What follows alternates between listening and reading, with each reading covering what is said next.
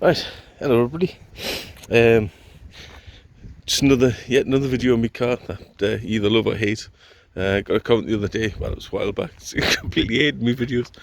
You are free to look away or can click off the video at any time you like, you know. This is more for myself, if anything. But anyway, let's have a look now. So this video today, I was going to be doing the headlamp. That's what initially brought me my attention to the front. So I popped the bonnet to do the side light, which has gone out. But I had not noticed. I did notice this corner of the car was up a bit funny, but I thought it was just a suspension playing up. But on the new shock absorbers I installed, you can see there's the nut that holds it in position, but the head is missing. I've got the head in my flat, but bloody hell, that's cheap parts for you. That was a brand new part.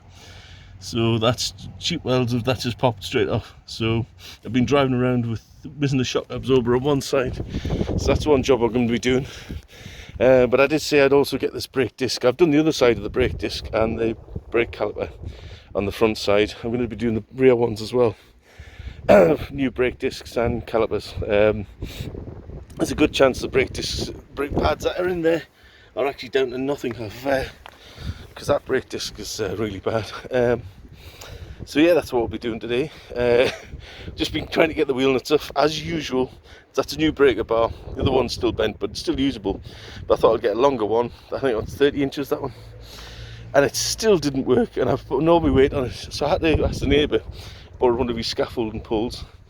And with that slid on top to get more leverage, yeah, bugger. Still wouldn't, well it did eventually, but by the crack it gave when it gave way.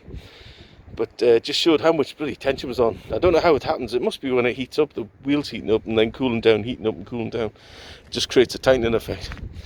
But that's where we are for now. So I'll get the car jacked up and that wheel off, and then we'll get started.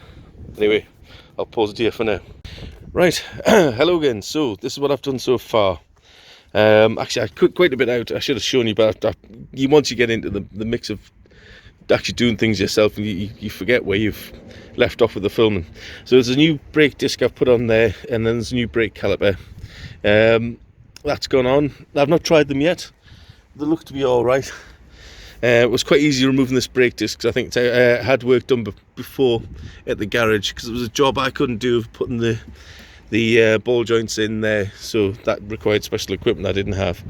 But I've got the new, fortunately I had on hand, already had one of the shock absorbers on hand, so I've fit the new one there. This is the old one. It's a Britpart piece, which are not known for being absolutely brilliant, but this one was pretty shabby. And in fact the welds on the top of there didn't even hold it on, they were barely tack welded on, and that's just popped straight off. It doesn't even look damaged, just where the wheels have, you can't even tell where the welds have been. But I've got the top part upstairs, and there's the old brake disc and old brake caliper. So it's been a job worth doing, and that's that done. It was pretty straightforward this side. Last time it was a bit of more of a pain in the backside. But there you go, nothing up there to see. All the cables still intact. Just used a little clamp mole grip to nip off the brake pipe. New copper washers on there to stop the leaking oil on everywhere. It's been bled, so it should be all calibrated now.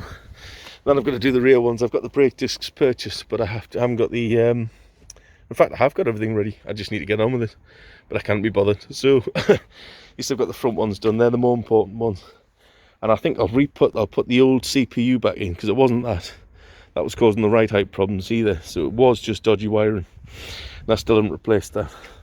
But I'll put the relay and the CPU back underneath the chair, because I think this one's got a different calibration of the right height settings on.